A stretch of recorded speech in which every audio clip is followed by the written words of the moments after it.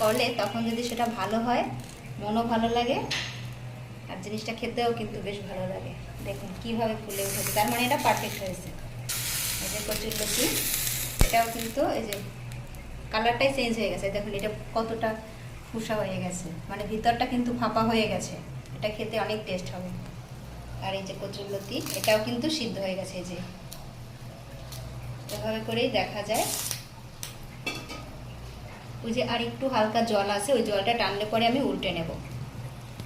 দেখুন, দেখলেও কিন্তু মনটা ভালো লাগে। কতটা আমি দিয়েছিলাম, চাপা ছিল তখন, এখন ফুলে কতটা হয়েছে। এভাবে আপনারা চিংড়ি পিঠা করে খেয়ে দেখবেন, কত স্বাদ।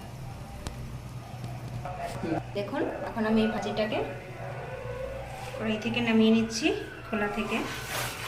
এটা হয়ে গেছে, এখন উল্টে দেবো। এই পাতায় তেল মাখিয়ে নিয়েছিলাম এটাতে, এখন এটার উপরে দিয়ে নিলাম। আজকের পাতাটা কিন্তু বেশ বড় আছে। এখন আমি আর একখানা থাল দিয়ে নিচ্ছি।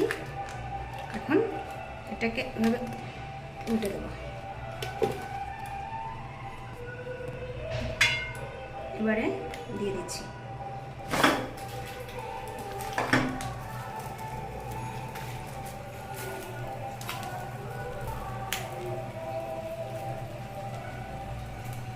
দেখুন একদম লাল লাল করে ভাজা হয়ে গেছে।